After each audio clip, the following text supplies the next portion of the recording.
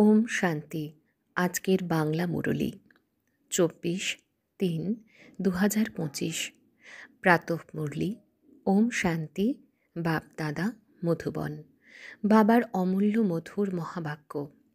বাবা বলছেন, মিষ্টি বাচ্চারা, এই জ্ঞান তোমাদের শীতল করে।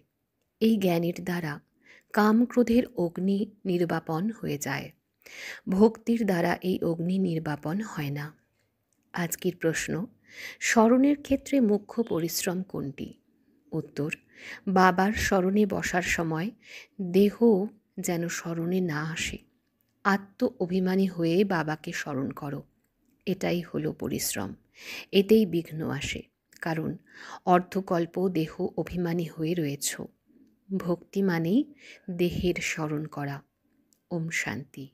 বাচ্চারা, তোমরা জানো যে স্মরণের জন্য একান্তে থাকা খুবই আবশ্যক। তোমরা একান্তে বা শান্তভাবে যতটা বাবার স্মরণে থাকতে পারবে, ভিড়ের মাঝে অতটা থাকতে পারবে না। বাচ্চারা স্কুলে পড়লেও একান্তে বা নির্জনে গিয়ে স্টাডি করে। এই ক্ষেত্রেও তোমাদের একান্তে বা নির্জনে থাকা উচিত। ঘুরতে গেলেও সেখানে স্মরণের যাত্রা হলো মুখ্য। একদম প্রথম শত্রু হলো দেহ অভিমান। বাবাকে স্মরণ করার পরিবর্তে দেহকে স্মরণ করে নেয়। একেই দেহ সর্বস্ব অহংকার বলা হয়। যেখানে তোমাদের অর্থাৎ বাচ্চাদের বলা হয় আত্ম অভিমানী হও, এতেই পরিশ্রম হয়। ভক্তি তো এখন চলে গেছে। ভক্তি হয়ই শরীরের সাথে। তীর্থ ইত্যাদিতে তো শরীরকে নিয়ে যেতে হয়, দর্শন করতে হবে, এটা করতে হবে, শরীরকে উপস্থিত থাকতে হয়। এখানে তোমাদের এই রকম চিন্তা করতে হয় যে আমি হলাম আত্মা, আমাকে পরম পিতা পরমাত্মা বাবাকে স্মরণ করতে হবে। ব্যাস, যত স্মরণ করবে তো পাপ খণ্ডন হবে। ভক্তিমার্গে তো কখনো পাপ খণ্ডন হয় না। কেউ বুড়ো ইত্যাদি হলে তো মনের ভেতর এই ভ্রান্ত ধারণা চলে যে আমি ভক্তি না করলে তো লোকসান হবে, নাস্তিক হয়ে যাব। ভক্তিতে যেন আগুন লেগে থাকে, আর জ্ঞানের মধ্যে আছে শীতলতা। এতে কাম ক্রোধের আগুন নিভে যায়। ভক্তিমার্গে মানুষ কত ভাবনা রাখে, পরিশ্রম করে। মনে করো বদ্রীনাথে গেছো, মূর্তির সাক্ষাৎকার হলো, আবার কি দ্রুত ভাবনা তৈরি হয়ে যায়, আবার বদ্রীনাথ ব্যতীত আর কারোর স্মরণ বুদ্ধিতে থাকে না। পূর্বে তো পায়ে হেঁটে যেত। বাবা বলেন, আমি অল্প সময়ের জন্য মনস্কামনা পূর্ণ করে দিই, অস্থায়ীভাবে সাক্ষাৎকার করিয়ে দিই। এছাড়া আমি তাদের সাথে মিলিত হই না। আমি ছাড়া কি আর উত্তরাধিকার প্রাপ্ত হতে পারে? তোমাদের তো আমার থেকেই উত্তরাধিকার প্রাপ্ত হয়। এরা তো সকলেই হলো দেহধারী। উত্তরাধিকার একই রচয়িতা বাবার থেকে প্রাপ্ত হয়। এছাড়া যা কিছু জড় অথবা চৈতন্য আছে, সবই হলো রচনা। রচনার থেকে কখনো উত্তরাধিকার প্রাপ্ত হতে পারে না। পতিত পাবন একমাত্র বাবা। কুমারীদের তো সঙ্গদোষ থেকে অনেক বাঁচতে হবে। বাবা বলেন, এই পতিতপনা থেকে তোমরা আদি মধ্য অন্ত দুঃখ পেয়ে থাকো। এখন হলো সব পতিত। তোমাদের এখন পবিত্র হতে হবে। নিরাকার বাবা এসেই তোমাদের পড়ান। এরকম কখনো মনে করো না যে ব্রহ্মা পড়ান। সকলের বুদ্ধি শিব বাবার দিকেই থাকা উচিত। শিব বাবা এনার দ্বারা পড়ান। তোমাদের দাদিদেরও পড়ানোর জন্য হলেন শিব বাবা। ওনাকে কি খাতির করবে? তোমরা শিব বাবার জন্য আঙুর আম নিয়ে আসো। শিব বাবা বলেন, আমি তো হলাম অভোক্তা। তোমাদের অর্থাৎ বাচ্চাদের জন্যই সব কিছু। ভক্তিতে ভোগ নিবেদন করে আর ভাগ করে খায়। আমি কি আর খাই? বাবা বলেন, আমি তো আসি তোমাদের অর্থাৎ বাচ্চাদের পড়াশোনা করিয়ে পবিত্র করতে। পবিত্র হয়ে তোমরা এত উঁচু পদ প্রাপ্ত করবে। এটি হলো আমার ধান্দা। বলেই শিব ভগবানুবাচ। ব্রহ্মা ভগবানুবাচ তো বলে না, ব্রহ্মা বাচাও বলে না। যদিও ইনি মুরলি চালান, কিন্তু সর্বদা মনে রেখো যে শিব বাবা মুরলি চালান। কোনো বাচ্চার তীর ভালো মতো লাগলে নিজেই এসে পড়ে।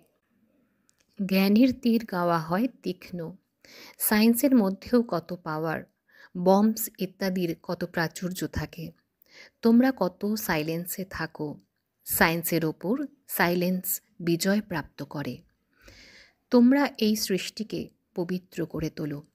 প্রথমে তো নিজেকে পবিত্র করে তুলতে হবে। ড্রামা অনুসারে পবিত্র তো হতেই হবে, সেই জন্য বিনাশও স্থির হয়ে আছে। ড্রামাকে বুঝে নিয়ে খুব উল্লাসে থাকতে হবে। এখন আমাদের শান্তিধামে যেতে হবে। বাবা বলেন, ওইটি হলো তোমাদের গৃহ। গৃহে তো খুশির সাথে ফিরে যাওয়া উচিত। এতে দেহি অভিমানী হওয়ার জন্য খুবই পরিশ্রম করতে হবে। এই স্মরণের যাত্রার উপরই বাবা খুব জোর দেন। এতেই পরিশ্রম করতে হয়। বাবা জিজ্ঞাসা করেন, চলতে ফিরতে স্মরণ করা সহজ না এক জায়গায় বসে স্মরণ করা সহজ? ভক্তিমার্গেও কত মালা আবর্তিত করে, রাম রাম জপ করতে থাকে, লাভ তো কিছুই হয় না। বাচ্চারা, বাবা তো তোমাদের একদম সহজ যুক্তির দ্বারা বলে দেন, ভোজন তৈরি করো, যা কিছুই করো বাবাকে স্মরণ করো। ভক্তিমার্গে শ্রীনাথ দ্বারে ভোগ তৈরি করে, মুখে পট্টি বেঁধে নেয়, একটুও যেন আওয়াজ না হয়। সেটি হলো ভক্তিমার্গ। তোমাদের তো বাবাকে স্মরণ করতে হবে। ওই লোকেরা এত ভোগ দেয়, আবার সেটা কি আর কেউ খায়? পাণ্ডাদের কুটুম্ব থাকে, তারা খায়। এক্ষেত্রে তোমরা জানো যে শিব বাবা আমাদের পড়ান। ভক্তিতে কি আর এটা বোঝে যে শিব বাবা আমাদের পড়ান? যদিও বা শিব পুরাণ তৈরি করেছে, কিন্তু ওতে শিব পার্বতী, শিব শঙ্কর সব মিলিয়ে দিয়েছে। সেটা পড়লে কোনো লাভ নেই। প্রত্যেকের নিজের শাস্ত্র পড়া উচিত। ভারতবাসীর হলো এক গীতা, খ্রিস্টানদের হলো বাইবেল। দেবী দেবতা ধর্মের শাস্ত্র হলো গীতা। ওতেই নলেজ আছে, নলেজই পড়া হয়। তোমাদের নলেজ পড়তে হবে। লড়াই ইত্যাদির কথা যেই বইতে আছে, ওই সবে তোমাদের কোনো কাজই নেই। আমরা হলাম যোগ বলে সশক্ত। তবে আবার বাহুবলে যারা সশক্ত তাদের কাহিনী কেন শুনতে যাব? বাস্তবে তো তোমাদের কোনো লড়াই নেই। তোমরা যোগ বলের দ্বারা 5 বিকারের উপর বিজয় প্রাপ্ত করো। তোমাদের লড়াই হলো 5 বিকারের সাথে। সেটা তো মানুষ মানুষের সাথে লড়াই করে। তোমরা নিজেদের বিকারের সাথে লড়াই করো। এই কথা সন্ন্যাসী ইত্যাদি বোঝাতে পারে না। তোমাদের কোনো ড্রিল ইত্যাদিও শেখানো হয় না। তোমাদের ড্রিল হলোই এক। তোমাদের হলোই যোগ বল।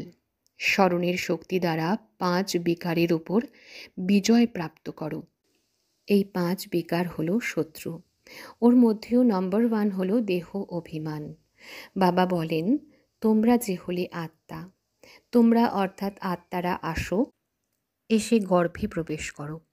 আমি তো এই শরীরে অর্থাৎ ব্রহ্মার দেহে বিরাজমান হয়ে থাকি।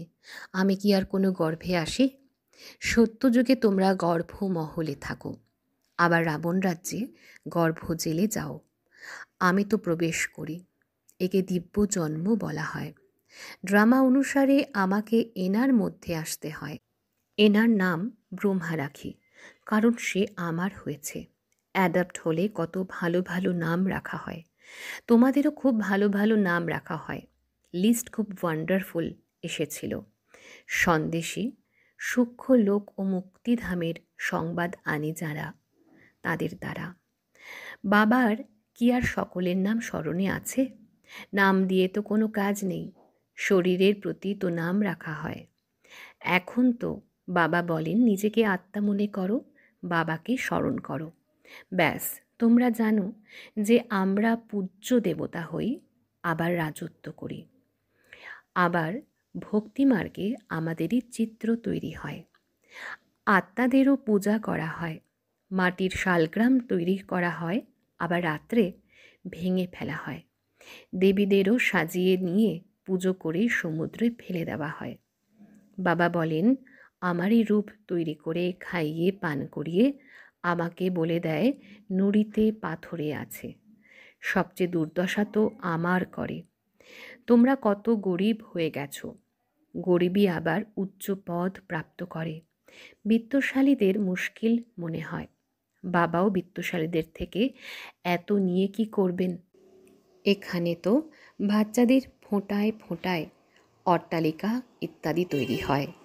বলে যে বাবা আমার একটা ইট লাগিয়ে দাও, মনে করে রিটার্নে আমাদের সোনা রূপার মহল প্রাপ্ত হবে।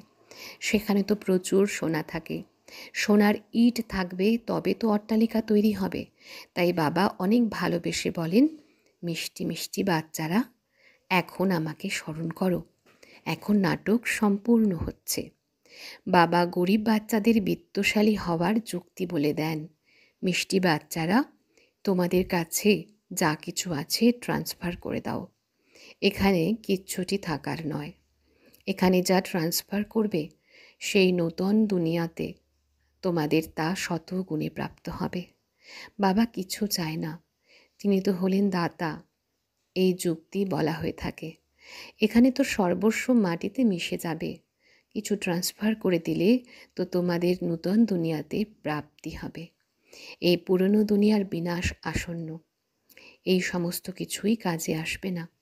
সেজন্য বাবা বলেন, বাড়িতে বাড়িতে ইউনিভার্সিটি কাম হসপিটাল খোলো, যাতে হেলথ আর ওয়েলথ প্রাপ্ত হবে।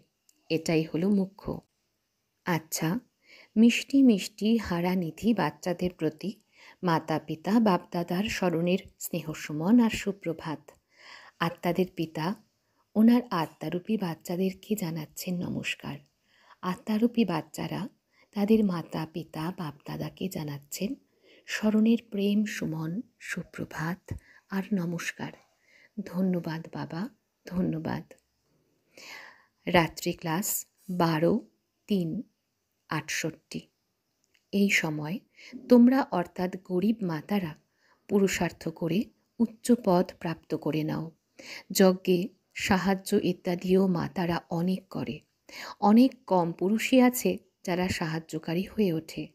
মাতাদের উত্তরাধিকার হওয়ার নেশা থাকে না। তারা বীজ বপন করে যেতে থাকে, নিজের জীবন তৈরি করতে থাকে।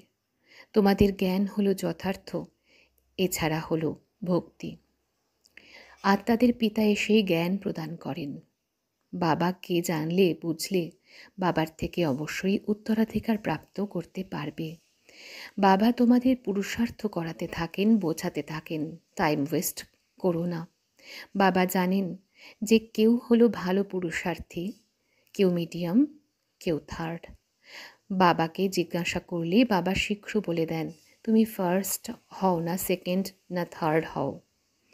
কাউকে জ্ঞান না দিলে থার্ড ক্লাস নির্ধারিত হলে, প্রমাণ না দিলে তো বাবা অবশ্যই বলবেন যে না, ভগবান এসে যে জ্ঞান প্রদান করেন সেটা আবার প্রায় বিলুপ্ত হয়ে যায়। এটা কারোরই জানা নেই। ড্রামার প্ল্যান অনুসারে এটা হলো ভক্তি মার্গ। এর দ্বারা কেউ আমাকে প্রাপ্ত করতে পারে না। সত্যযুগে কেউ যেতে পারে না। বাচ্চারা, তোমরা এখন পুরুষার্থ করছো। পূর্বকল্পে যে যেমন পুরুষার্থ করেছিলে তেমনই করতে থাকবে। বাবা বুঝতে পারেন যে নিজের কল্যাণ কে করছে। বাবা তো বলেন যে এই লক্ষ্মীনারায়ণের চিত্রের সামনে এসে বসো। বাবা আপনার শ্রীমতের উপর এই উত্তরাধিকার আমরা অবশ্যই প্রাপ্ত করব।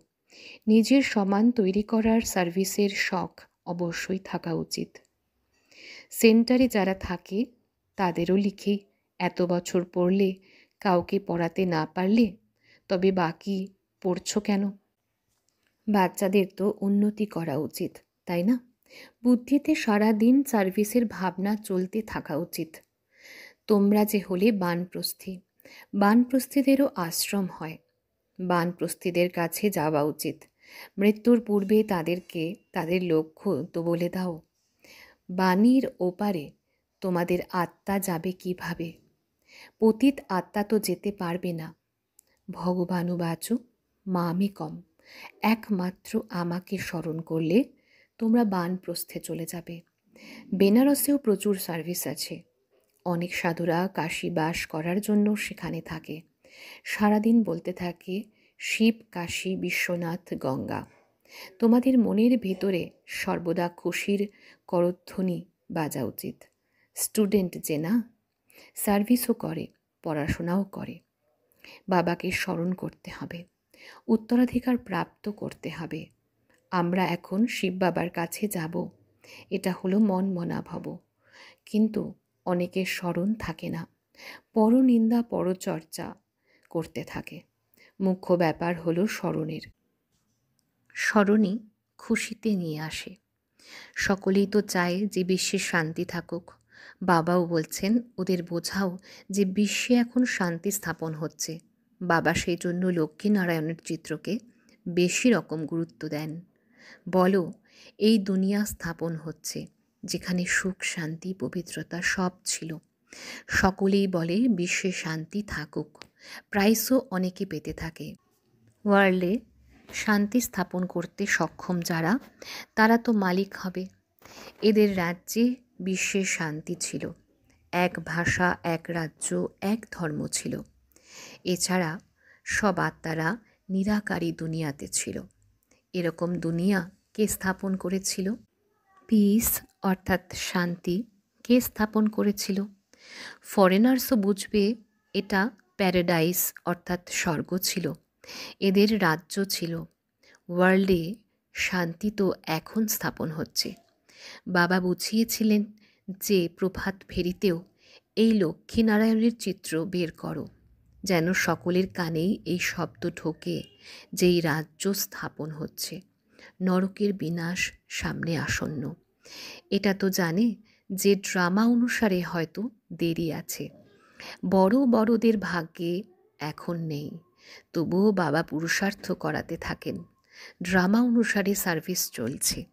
আচ্ছা, গুড নাইট।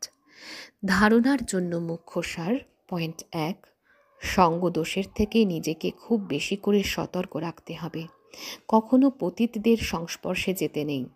সাইলেন্স বল দ্বারা সৃষ্টিকে পবিত্র করার সেবা করতে হবে। পয়েন্ট 2, ড্রামাকে ভালোভাবে বুঝে নিয়ে উৎফুল্ল থাকতে হবে। নিজের সব কিছু নূতন দুনিয়ার জন্য ট্রান্সফার করতে হবে। বাবার মধুর বরদান। বাবার দ্বারা সফলতার তিলক প্রাপ্তকারী, সদা আজ্ঞাকারী, হৃদয় সিংহাসনধারী ভব।